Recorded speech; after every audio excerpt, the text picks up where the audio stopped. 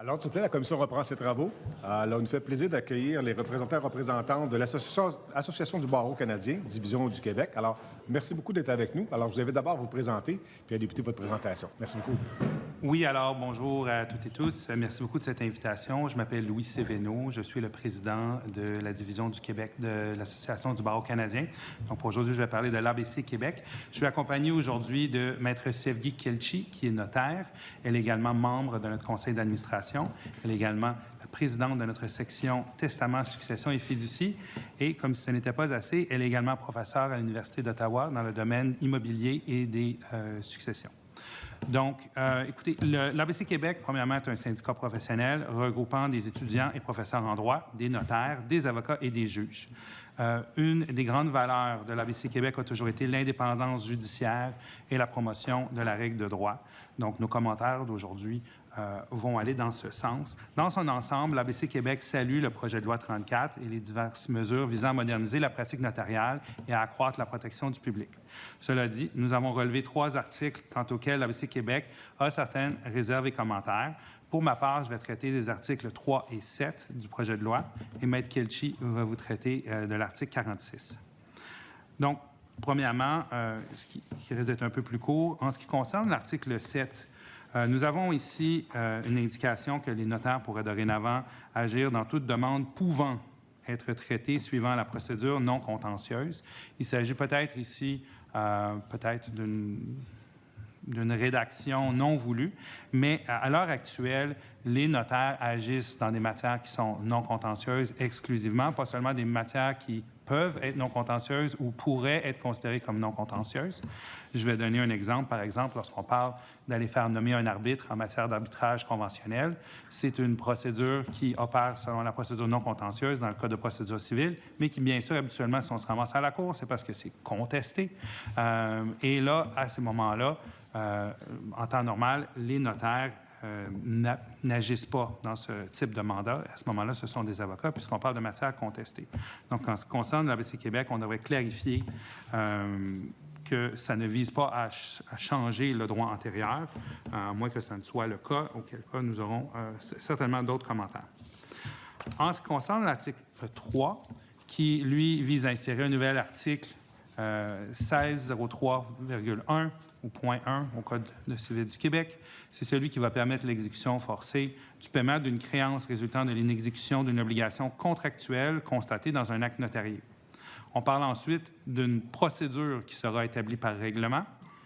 Et ensuite, on prévoit qu'on pourra y exclure, donc par exception, certains contrats et catégories de contrats ou certaines personnes ou catégories de personnes. Pour l'ABC Québec, et je crois pour tout juriste, il va s'agir ici d'un changement majeur, non pas seulement de droit procédural, mais de droit substantif. Alors, on cherche ici à l'insérer dans le Code civil, non pas dans le Code de procédure civile. Et on constate que c'est un changement majeur qui mérite d'être étudié davantage et approfondi. Selon notre association, il serait beaucoup plus judicieux que ce soit du ressort législatif plutôt que du ressort de la réglementation, que d'établir les types de contrats, les types d'obligations ou les types de personnes qui seront assujetties à cette nouvelle règle ou à cette nouvelle procédure. Et il serait beaucoup plus judicieux de procéder de façon positive, c'est-à-dire en nommant et en discutant en commission parlementaire et devant tout l'appareil législatif les types de contrats qui seront sujets à cela, plutôt que de créer une règle générale visant à ce que cela soit exécutable de façon forcée et ensuite de prévoir des exceptions par règlement. La procédure qui est applicable à l'exécution de telles obligations qui seraient forcées devrait également faire l'objet d'une loi, selon nous, et non être établie par un règlement.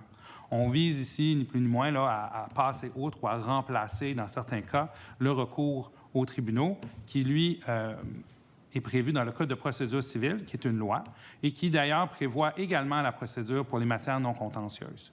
Donc, on voit difficilement comment ou pourquoi on voudrait établir l'entièreté de la procédure qui va s'appliquer à ce genre de système, purement par réglementation, par rapport à quelque chose qui pourrait être discuté ici devant l'appareil législatif. L'ABC Québec appelle à la prudence concernant le choix des paiements dont on voudrait permettre l'exécution forcée. Les tribunaux ont toujours pu exercer un pouvoir de revisiter les contrats tels qu'ils sont conclus et de pouvoir regarder les contrats, non seulement ce qu'on appelle in abstracto, dans l'abstrait quand ils ont été signés, mais au moment où on cherche à appliquer l'obligation en question. Les tribunaux sont les mieux placés pour pouvoir établir quand et comment une obligation doit être exécutée au moment où on en demande l'exécution. Je vais penser, il y a d'autres gens qui ont discuté aujourd'hui de la différence qui aurait lieu d'appliquer entre les obligations de faire ou les obligations de ne pas faire qui pourraient mener à des paiements. Et nous adhérons bien sûr à ce genre de commentaires. Je vais vous donner quelques exemples de choses qui, selon nous, ne seraient probablement pas appropriées dans le cadre d'une procédure d'exécution forcée extrajudiciaire. Je vais vous donner un exemple qui est l'exemple de la clause pénale. Une clause pénale, pour ceux qui ne savent pas, c'est une clause qui indique que lorsqu'il y aura une exécution d'une obligation contractuelle, l'autre partie s'engage à payer un montant X, un montant qui va être évalué de façon XY.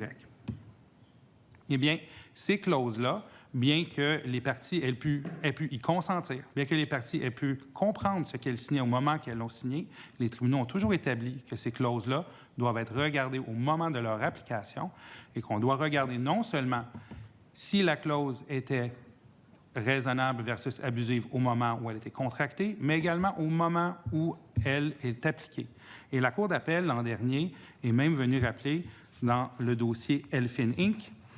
qu'il est également possible qu'une clause pénale soit abusive de façon circonstancielle, c'est-à-dire que même si sur papier, elle paraît tout à fait légale et raisonnable, une fois appliquée dans les faits, elle est abusive. On peut parler également de l'exception d'une exécution. On voit mal comment une partie qui pourrait excuser un non-paiement par l'inexécution par l'autre partie d'obligation contractuelle pourrait se voir exécuter une obligation de payer alors qu'elle peut réclamer des défenses valables en droit. On peut également penser à la compensation légale, c'est-à-dire si l'autre partie doit à la première partie de l'argent pour une autre raison, on doit pouvoir opérer compensation sans que les contrats agissent comme une hache qui vient couper sans qu'on puisse regarder et justifier. Il en va de même en ce qui concerne tout ce qui a trait à attaquer la validité du contrat, non pas en ce qui concerne si c'était la bonne personne, si elle était au bon endroit, si elle a véritablement compris ce qu'elle signait, mais en ce qui concerne les raisons pour lesquelles la personne est entrée dans le contrat, c'est-à-dire, y a-t-il pu avoir des fausses représentations, y a-t-il pu avoir dol, fraude civile, tout ça, ce sont des éléments qui peuvent être soulevés en défense lors d'une demande de paiement. Je vais vous parler également de l'exemple tout simple de l'abus de droit, que ce n'est pas parce qu'un contrat prévoit qu'on a le droit au paiement d'une obligation qu'on n'abuse pas de nos droits en exigeant ce paiement-là au moment où on l'exige. Donc, le droit n'est pas manichéen, il n'est pas noir et blanc, et les tribunaux sont là pour assurer l'interprétation appropriée en matière de cette zone grise-là. Et puis, finalement, on peut penser à tout ce qui a trait tout ce qui donne matière à interprétation en matière contractuelle. Je pourrais vous dire que 99 % de ma pratique se situe dans cette zone grise-là, où les parties ont bien voulu prévoir toute une série de choses au départ. Et puis, si elles passent devant un notaire, elles n'auront jamais pu tout prévoir. Et c'est à ce moment-là que les parties vont vouloir que les tribunaux puissent interpréter leur contrat. Finalement, je vous rappelle, et je préfère rappeler que la loi prévoit déjà l'homologation judiciaire pour deux modes importants de résolution des conflits qui aident à désengorger déjà les tribunaux, à savoir les règlements, c'est-à-dire les transactions au sens de 26-31, et les sentences arbitrales. Donc, on appelle au même genre de prudence en ce qui concerne les actes notariés, bien qu'on puisse concevoir qu'il existe plusieurs genres d'actes notariés pour lesquels on voudrait prévoir l'exécution forcée automatique. Je vais passer la parole à Maître Ketchi. Nous saluons la volonté du gouvernement de moderniser le notariat et de développer des procédés électroniques et de contribuer à une justice plus rapide et moins productrice de différends. À la suite du décret adopté pendant la pandémie, nous avons pu pratiquer sans difficulté majeure la signature à distance électronique fondée sur le consentement unanime des parties et du notaire instrumentant. Cela constitue la démonstration que les notaires et les parties sont habiles technologiquement. Dans le présent projet de loi, il nous semble qu'il y a un certain retour en arrière puisque les signatures électroniques à distance deviennent une exception et ne reposent plus sur le consentement unanime des parties et du notaire instrumentant.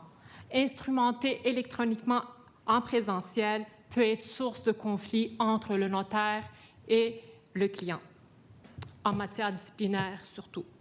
Aujourd'hui, en 2023, les parties réclament la possibilité de signer à distance sans que ce soit une situation exceptionnelle, sans justification, mais de leur plein consentement. Ainsi, le distanciel ou le présentiel devrait être un choix librement consenti pour respecter l'accès à la justice du contribuable. Le rapport avec la technologie s'exprime à l'inverse lorsqu'on aborde la question du notaire délégué. La notion est utile dans les rapports avec les notaires étrangers où le notaire délégué s'avère un appui indispensable au notaire instrumentant.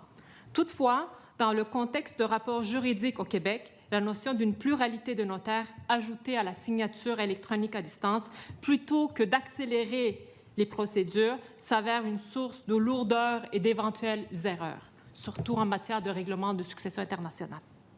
La signature électronique à distance rend quasi de facto le recours du notaire délégué obsolète ou source de lourdeur inutile s'il est mis en œuvre. Merci beaucoup. Monsieur le ministre, s'il vous plaît. Oui. Maître Sévéno, Maître Kelsey, bonjour. Merci d'être présent en commission parlementaire. C'est apprécié que l'Association du barreau canadien, Division Québec, auquel mon confrère a été grandement impliqué, se joigne à nous pour les travaux de la commission. J'aimerais ça qu'on discute de l'acte notarié exécutoire.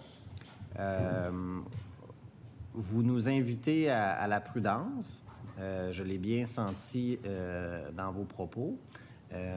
Peut-être pour vous rassurer, bien entendu, dans la procédure pour la gestion de l'acte notarié exécutoire, il y aura toujours la possibilité d'avoir recours aux tribunaux ultimement pour contester. Alors ça, je pense que c'est important de le dire. On n'enlèvera pas de droit aux citoyens, mais je pense que c'est important quand même de donner une alternative. Parce que tout à l'heure, on parlait d'accès à la justice, mais d'efficacité, puis aussi de délai par rapport aux tribunaux. Vous savez, on est dans une situation où autant en matière civile qu'en matière jeunesse, qu'en matière criminelle, je ne pense pas qu'on peut se passer d'utiliser d'autres outils que le recours traditionnel aux tribunaux.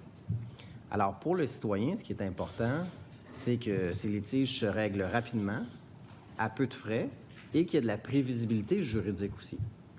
Puis le fait que les citoyens puissent aller ensemble devant un notaire, qui est un officier public, convenir de quelles sont leurs obligations, l'un envers l'autre. J'aimerais ça vous entendre aussi, les groupes avant vous ont indiqué dans l'article qu'on aurait plutôt écrit obligation plutôt que contrat, fait que ça sera ma sous-question. Mais dans le fond, les citoyens, ils doivent pouvoir avoir accès à la justice rapidement. Puis une des critiques qu'on a, c'est beaucoup ça. Donc, on travaille sur différentes alternatives, notamment des outils comme l'acte notarié exécutoire. Alors, si je vous dis que ça va toujours être possible, tout de même, supposons dans un contrat d'une action sur compte, le débiteur va pouvoir s'adresser aux tribunaux. Est-ce que ça vous rassure ultimement si jamais il conteste la créance?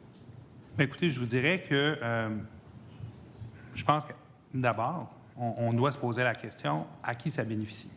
Donc, quand on dit que les contribuables aimeraient pouvoir aller devant le notaire pour pouvoir régler leurs affaires, il y a un coût à ça. Il y a une lourdeur qu'on va rajouter au début du processus, incluant un coût.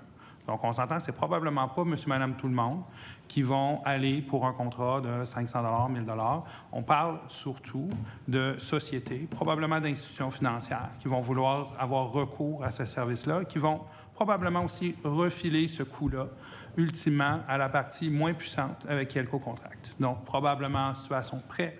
Il va y avoir toute une série de circonstances où les gens vont préférer aller vers l'acte notarié. Et puis, là, on est en train de dire qu'on voudrait que ces personnes-là qui ont eu accès à cette deuxième forme de justice, que ces gens-là puissent recevoir leur paiement finalement plus rapidement. Et si je comprends bien, on aurait aussi à ce moment-là plutôt que ce soit la partie qui va chercher son argent, qui va devoir poursuivre, ça risquerait, puisqu'on ne l'a pas vu, mais ça pourrait risquer que ce soit la débitrice qui doive s'adresser aux tribunaux, encourir des frais, être la demanderesse, ce qui n'est probablement pas du ressort de monsieur, madame, tout le monde. Donc, c'est sûr qu'à la base, à l'ABC Québec, on prône tout ce qui peut améliorer l'accès à la justice, pourvu que ce soit quelque chose qui puisse véritablement adresser une particularité ou un problème. Donc, par exemple, à l'ABC, on peut très, très bien concevoir que divers actes notariés qui n'ont pas nécessairement rapport avec le paiement d'une somme d'argent. On peut parler il y a toutes sortes. On a entendu nos membres nous dire que, des membres notaires nous dire qu'avec des actes notariés, en matière non contentieuse, ils doivent ensuite passer 8 mois devant le tribunal avant de faire ouvrir, par exemple, une mise sous tutelle. Ça, c'est le genre de choses où on prônerait plus un accès plus rapide. Mais le paiement d'une somme d'argent, ça va nécessairement bénéficier à un certain groupe de personnes, disons de façon plus prépondérante qu'à d'autres. Donc, c'est dans ce sens-là qu'on a tendance à encourager la prudence, d'autant plus que c'est principalement dans ce genre de cas-là que les autres parties pourraient vouloir soulever des défenses comme celles que j'ai mentionnées. Mais par contre, on laisse le choix aux justiciables. Dans le fond, là, dans le cadre d'une relation d'affaires, là, où vous faisiez référence à des institutions financières, du bancaire, pour avoir recours à ça, pourquoi ne pas laisser le choix à ces institutions-là ou à ces personnes-là, qu'elles soient personnes physiques ou personnes morales, de dire, bien, écoutez, nous, soit qu'on conclut un contrat normalement, supposons sous seing privé, ou on décide d'aller faire un contrat notarié, puis on prévoit les modalités d'exécution notamment, puis on sait qu'il va pouvoir être exécutoire. Moi, je trouve que de donner des alternatives aux citoyens, puis qu'il va pouvoir se gouverner comme il le souhaite, c'est intéressant. On parle de plusieurs dossiers, supposons qu'on est en matière d'action sur compte, on parle de plusieurs milliers de dossiers par année qui se retrouvent devant la Cour. Puis parmi ça, il y a beaucoup de défauts aussi, des par défaut. Alors, moi, j'ai en tête, là, quand vous allez à la Cour, puis là, que le juge est là, puis qu'il entérine des par défaut, constate, ça prend du temps de cours. Alors, on est à la recherche, notamment, de mesures qui vont avoir un impact sur un plus faible coût, parce qu'un acte notarié, on est en bas de 1 000 bien souvent. C'est le marché qui le déterminera, mais généralement, c'est en bas de 1 000 versus des vacations à la cour, versus du temps juge, du temps greffier. Il y a un coût aussi pour le système à ça. Alors, si on peut permettre aux acteurs du système de justice de se concentrer véritablement sur les dossiers, je vous dirais, d'une plus grande importance, non pas que je ne veux pas dire qu'une créance de X milliers de dollars n'est pas importante, mais en termes de complexité juridique, il y a des dossiers, j'imagine, dans votre pratique que vous voyez qui sont plus complexes que ceux-là. Alors, moi, je me dis, je veux offrir des outils aux citoyens, au système de justice, pour faire en sorte de avoir le choix, dans le fond. Puis, ultimement, que le citoyen puisse en bénéficier. Sur la question de... On a indiqué contrat.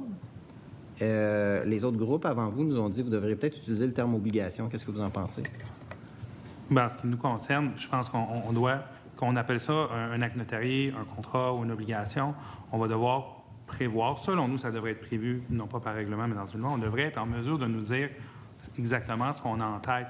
Et puis oui, je constate, je concède que pour certains éléments, ça va être un certain type d'obligation qu'on ne va pas vouloir.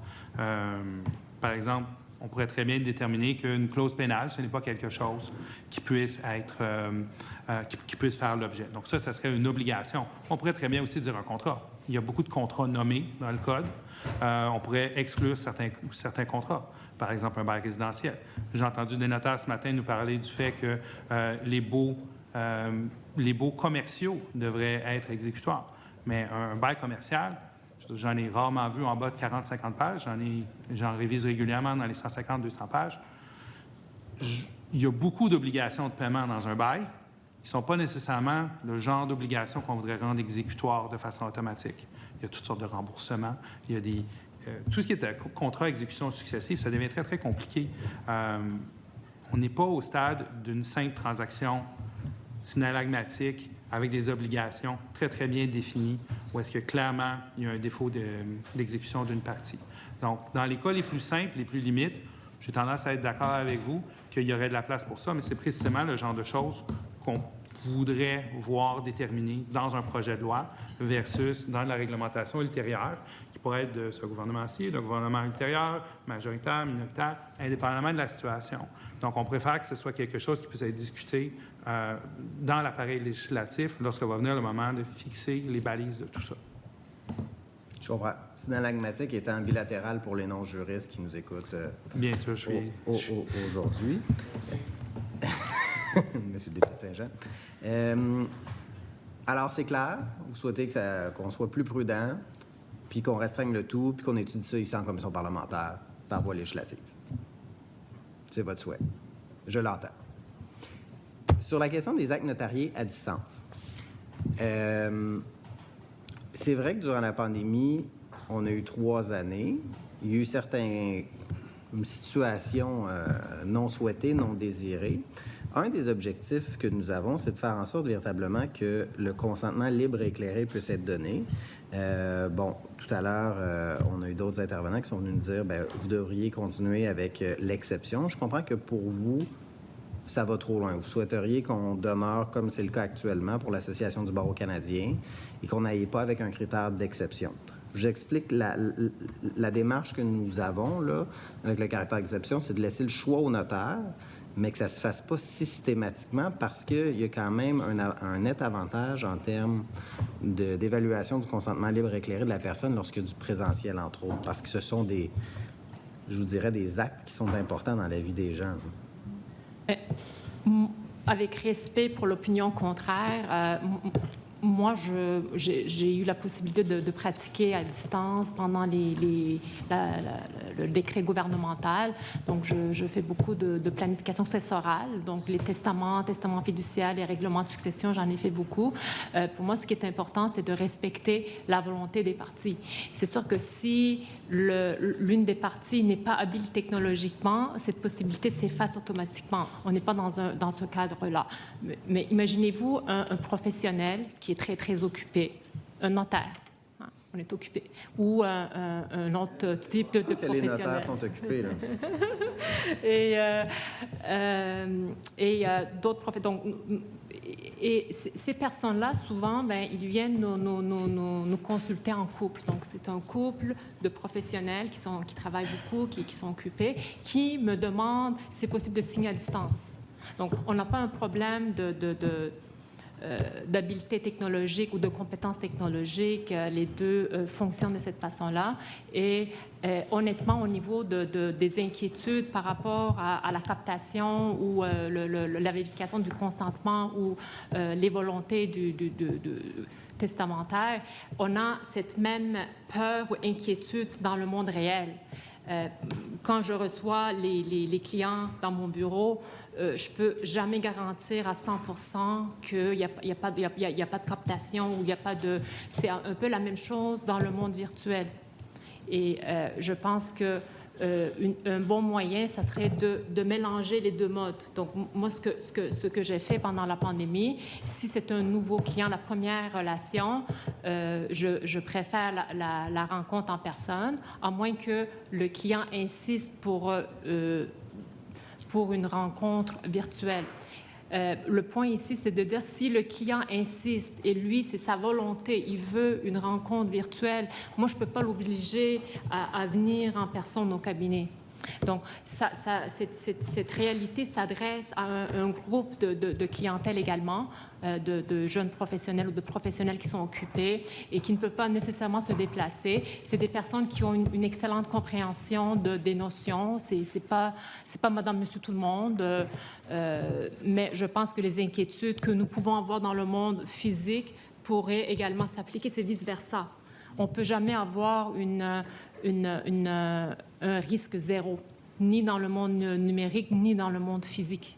Donc, c'est pour ça, d'où l'importance d'accorder, de tenir compte du consentement des parties. Donc, moi, je pense que c'est le consentement des parties qui devrait guider le notaire dans sa prise de décision, à moins qu'il y a des problèmes technologiques. Donc, ça, c'est des compétences technologiques. Mais ça ne sera pas impossible de conclure des actes notariés à distance, là. avec le libellé qu'on a, là. Ouais. C'est possible de le faire, sauf de façon Mais le exceptionnelle. problème, c'est que le mot exceptionnel, donc ça vient limiter. Donc, par exemple, j'ai en tête cette clientèle-là. Alors, moi, le client demande, je lui dis non, vous n'entrez pas dans le cadre les cas d'application de la loi, l'exception. Alors, vous devez venir en personne. Et le client, il ne sera pas content. Et il y aura beaucoup de clients qui ne seront pas contents. Et cette réalité-là, elle existe pour d'autres collègues également qui ont pratiqué à distance pendant la pandémie. Moi, je n'ai pas entendu de problématique ou d'inquiétude par rapport à cette réalité-là de mes collègues. J'ai un peu sondé partout et j'ai pas eu un son de cloche que c'était un problème majeur. Parce que les notaires, le jugement peuvent décider. Dans ce cas-là, c'est une rencontre en personne. C'est impossible de tenir une rencontre virtuelle. On est capable de voir cette zone rouge-là. Mais quand on est dans le cas d'une relation où c'est des professionnels qui veulent... Des professionnels, il y en a au Québec, là, mais là, on fait les lois pour tout le monde. Là. Ouais. Votre client, là, il vous dit non, je ne veux pas venir en personne la première fois. Est-ce que le notaire va perdre son client ou va y accorder? Parce que c'est ça la question aussi. Oui. Si on y va au gré uniquement du jugement du notaire, bien, il y a un aspect commercial de revenus. Il faut protéger aussi le notaire à l'encontre de ça aussi. Également, le client a le droit de choisir. En fait, c'est ça. Moi, c'est le point ici. Lui, il est plus à l'aise en mode virtuel. Je pense qu'il faut concéder à ça. Il faut tenir compte c'est un besoin de ce client-là. Il faut tenir compte pour également entrer dans le cadre de l'accès à la justice pour lui donner la possibilité d'être servi à distance. OK. Si je peux me permettre d'ajouter quelque chose à ce sujet, on ne propose pas du tout ici de biffer ou d'éliminer quelconque portion du texte actuel. Ce qu'on propose, c'est de créer une deuxième situation dans laquelle ça peut être permis. Et là, c'est lorsqu'il y a consentement de toutes les parties. Je proposerais bien sûr que ce consentement-là soit constaté par écrit.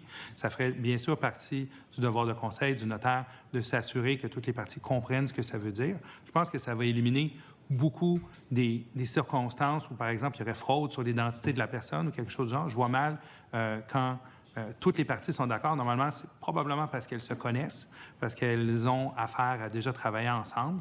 Les cas de fraude de type d'identité, je pense, risquent d'être très, très, très limites. Et dans ce contexte-là, c'est plutôt d'ajouter une deuxième possibilité qui existe lorsqu'il y a le consentement de tout le monde et que le notaire juge que ça peut se faire de façon correcte. Donc, ce serait un ajout au texte. Merci beaucoup. Monsieur le député d'Acadie pour 16 minutes. Merci, Monsieur le Président. Alors, Maître Seveno, Maître Kelchi, merci beaucoup d'être là. Vos propos sont éclairants. J'aimerais revenir avec vous, Maître Seveno, quand vous avez parlé de l'article 7 du projet de loi et du libellé actuel.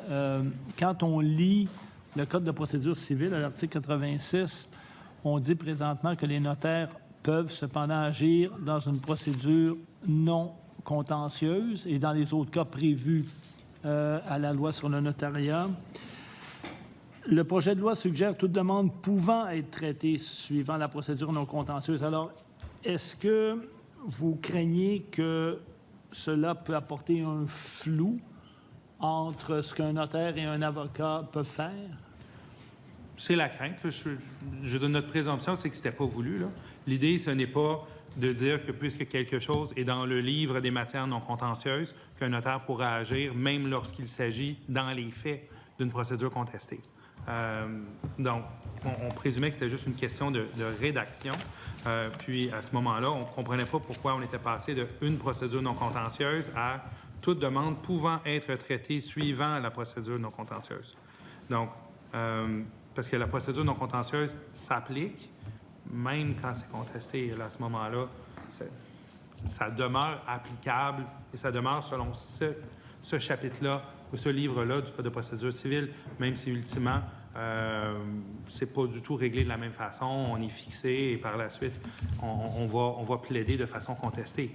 Donc, c'est vraiment plus je pense, une question de rédaction. Parfait. Je vous remercie. Il y a des groupes plus tôt aujourd'hui qui nous ont parlé des articles 23 et 36 du projet de loi en ce qui a trait à l'usurpation de la fonction de notaire. On nous a expliqué des situations où certaines institutions financières ou autres utilisait finalement un notaire uniquement pour conclure un acte, mais le notaire ne pouvait pas nécessairement donner un conseil pendant toute la durée de la transaction avec le client. Est-ce que vous pensez que le projet de loi actuel va assez loin, que ça clarifie et que ça va faire en sorte que, évidemment, les notaires pourront voir leurs actes réalisés, mais tout en étant protégés? Écoutez, je dois vous aviser là, que ça excède un peu le mandat qui m'a été accordé par le conseil d'administration. Donc, nous sommes venus vraiment pour parler de certains articles du projet de loi.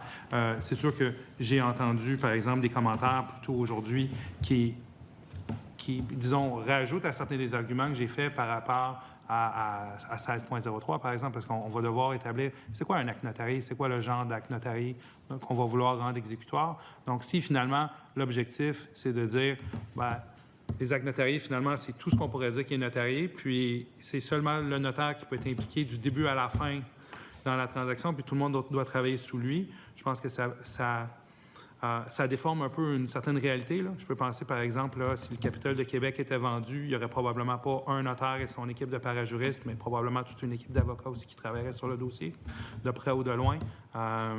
Puis, ça ne va pas changer, je l'imagine, et je ne pense pas que c'est ce dont on parle. Donc, donc, je ne suis pas sûr d'avoir répondu à votre question, mais de façon concrète, là, je ne peux pas commenter là, le projet de loi en tant que tel dans son article 23. Parfait. Revenons à l'article 3 et à l'exécution forcée. Je comprends que vous êtes d'avis que si il y a des types d'obligations, ça devrait être prévu dans la loi et non pas par règlement. C'est votre position. Exact. Donc, comme ça, on pourra en débattre, évidemment, en commission parlementaire, voir avec le ministre, poser des questions. Évidemment, on sait tous qu'une loi, c'est un peu plus difficile à modifier qu'un règlement, là, ça c'est clair, là. Mais vous préférez que ce soit dans une loi plutôt que dans le règlement?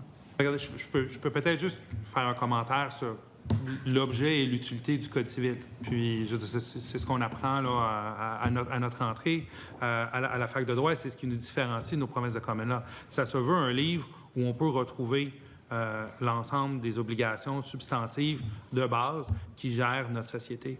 Donc, par exemple, c'est dans le Code civil qu'on va voir quels sont les actes quels sont les contrats qui doivent être constatés par acte notarié. Je pense à la donation, je pense à une transaction immobilière.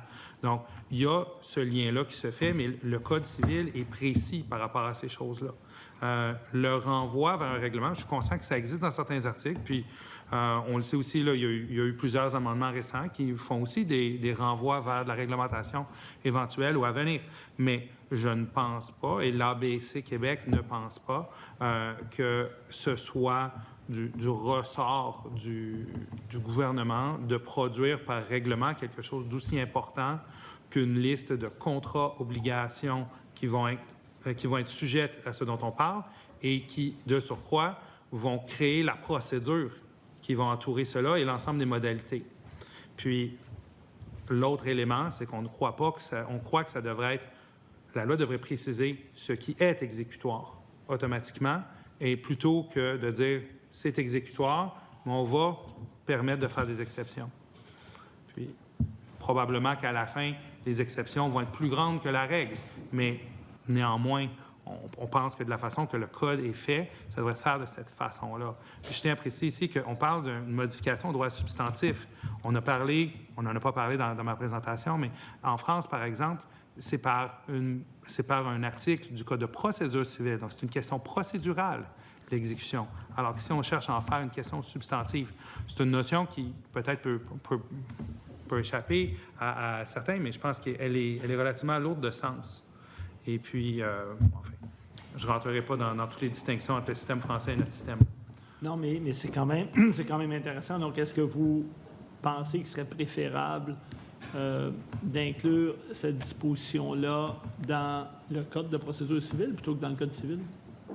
Mais à mon sens, puisqu'il s'agit réellement d'une question... Je veux dire, la façon qu'on cherche à le faire, c'est une question substantive, donc ça devrait être probablement dans le Code civil. Dans cette mouture actuelle, je pourrais concevoir qu'elle serait dans le cas de procédure civile, parce que c'est le même genre... Faudrait vérifier, mais j'ai donné 2 exemples, la transaction et la sentence arbitrale qui doivent être homologuées par les tribunaux ensuite. Je sais que le Code de procédure civile parle des 2. Il faudrait voir si le Code, je présume que le Code civil en parle également. Je n'ai pas la science infuse à ce sujet-là. Mais ce sont 2 outils qui se parlent. Mais je tenais à en faire la mention parce qu'en France, il y a toute une procédure distincte. Et puis, il y a tout un appareil judiciaire distinct qui est distinct d'une autre et qui est distinct de ce que notre Constitution a prévu là, depuis 1867. Donc, pour faire des rapprochements, on peut puiser dans les idées de ce qui se passe à l'étranger, mais faire le copier-coller, parfois, peut mener à des situations qu'on n'aurait pas voulu. Merci. Est-ce que vous avez eu l'opportunité de regarder ou d'évaluer avec, par exemple, le conseil d'administration de l'ABC toute la question du greffe numérique? Je vous dirais que non, mais de façon générale, je pense que nul ne peut être contre la vertu. Puis le fait qu'il y ait un greffe numérique versus quelque chose qui peut tout simplement brûler, ça nous paraît sensé. Maintenant, je pense qu'il y a des questions de financement et de responsabilité qui, à mon sens, dépassent un peu le mandat de l'ABC Québec. OK, très bien. Je vous remercie. Monsieur le Président, ma collègue, la députée... Merci. Madame la députée Bourassa-Sauvé, s'il vous plaît. Merci, Monsieur le Président. Merci beaucoup pour votre présentation. Je vais peut-être revenir sur l'acte... en fait, pas peut-être. Je vais revenir sur l'acte notarié technologique reçu à distance. Donc, vous terminiez dans votre période d'échange avec le ministre sur le libellé du projet de loi, donc sur la nature exceptionnelle. Puis ce que vous disiez, c'est que votre recommandation, donc ce ne serait pas nécessairement donc de modifier donc le terme donc d'exception, mais d'ajouter une portion là, qui comprendrait donc le consentement des parties. Je veux juste bien saisir votre proposition là-dessus puis vous entendre. Oui, donc ce serait probablement là, de s'arrêter lorsqu'on dit « et des intérêts des parties », ensuite une virgule, avant de parler de autoriser, on pourrait mettre « ou encore » et là, exposer la situation que M. Ketchi présentait, c'est-à-dire lorsqu'il y a un consentement unanime des parties, constaté par écrit, et que le notaire estime que c'est approprié dans les circonstances. Donc, et ensuite, le reste, autoriser une personne, un témoin qui a fait la demande à signer l'acte. Donc, je pense que c'était ça. Donc, c'est de dire, bien, on n'empêche pas qu'exceptionnellement, si les circonstances l'exigent, que le notaire puisse décider de son propre chef de le faire. Mais dans les autres circonstances, je pense que quiconque ne veut pas, par la suite, se faire reprocher quelque chose, si c'est les parties qui l'ont demandé, les parties qui l'ont constaté, les parties qui après conseil du notaire, ont de façon éclairée choisi de procéder de cette façon-là et que le notaire le constate par écrit, à notre sens, ce serait suffisant. Je peux laisser M. Ketchi compléter. Oui. Je pense notamment à des plaintes disciplinaires. Par exemple, si on laissait le libellé tel quel et que le client qui veut absolument signer à distance, qui est compétent technologiquement et que tout va bien, il a un niveau de connaissance également, rien ne m'empêche d'acquiescer à sa demande. Il pourrait me reprocher de ne pas avoir respecté sa volonté. Ça fait partie des volontés aussi. Quand on parle des volontés testamentaires, le mode de signature, ça en est une volonté aussi. C'est l'importance de respecter son consentement. Voilà. Merci, M. Ketchi. Puis je vous entendais plus tôt, ce que vous aviez l'air donc particulièrement donc préoccupé par cet aspect-là. Puis vous venez de le mentionner. Donc, il y a toute la question donc de la responsabilité professionnelle. Puis donc ça suscite donc une certaine crainte donc sur le terrain, puis de votre expérience. En fait, à quel point vous constatez le recours à l'acte notarié technologique reçu à distance, évidemment. Donc ça, il y a la situation par décret aujourd'hui donc qui est en cours, donc en vigueur jusqu'au 31 août 2024.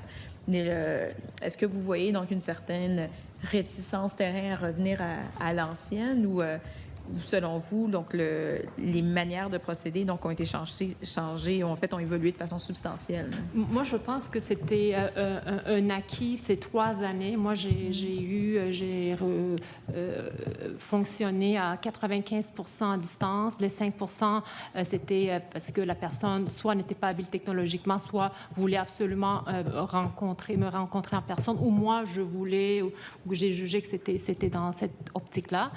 Je trouve que c'est un acquis et ça a permis une mobilité géographique des clients. Les clients, ils pouvaient se déplacer facilement et c'est sûr qu'il faut au début s'assurer d'un décorum. Dès le début, envoyer un email clair en indiquant, bien, nous avons une rencontre telle date, assurez-vous que vous êtes dans une salle fermée, que la confidentialité est respectée, que lorsque les consignes sont posées et qu'on explique bien, je ne vois pas d'enjeu majeur à signer à distance.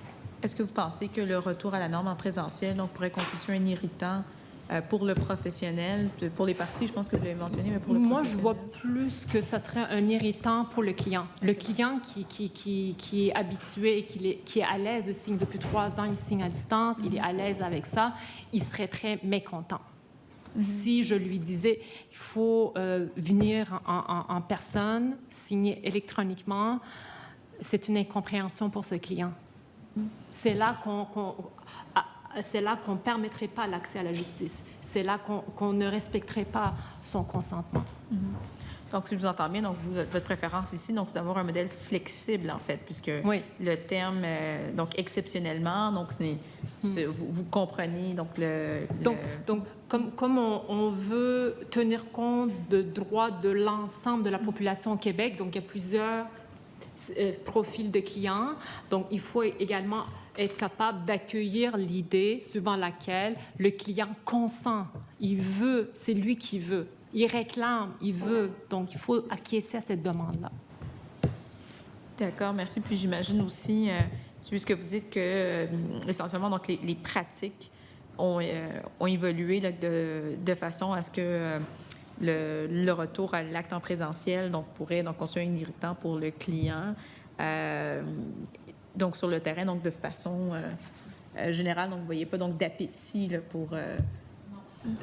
Et c'est vraiment, ça dépend du client. Par exemple, je vais avoir un profil de client un peu moins à l'aise technologiquement, qui aime plus la rencontre en personne. Pour cette personne-là, la rencontre en personne, ça sera parfait. Donc, je vais rencontrer cette personne. Donc, l'idée, c'est de s'adapter aux besoins des clients en 2023. Puis, est-ce qu'il y a des modèles d'affaires qui se sont justement adaptés à la technologie? Là? Je pense, évidemment, c'est un partenaire avec une institution financière en particulier, mais je pense à la Coop des notaires là, qui procède à des signatures à distance. Mais bon, est-ce que donc il y a des modèles d'affaires qui se sont adaptés? Oui, oui. Moi, je pense qu'il faut s'adapter à la volonté du client. Si le client veut me rencontrer en personne, je vais acquiescer à sa demande. Je ne fais pas référence au cas d'exception où c'est toujours sous réserve de respecter le cadre des principes fondamentaux. Mais dans un cas où le client veut, moi, je serais portée à donner... Parce que imaginez le contexte 2023, c'est quoi? Les jeunes professionnels ou plus ont des enfants en bas âge, ont les aînés également à s'en occuper. Il y a beaucoup de charges. Il y a le travail également et le déplacement, le fait de pouvoir avoir une visioconférence sur Teams, ça aide. Merci beaucoup. Alors, je vous remercie infiniment d'avoir été avec nous cet après-midi. C'est très, très, très apprécié. Et sur ça, je suspends les travaux quelques instants. Merci.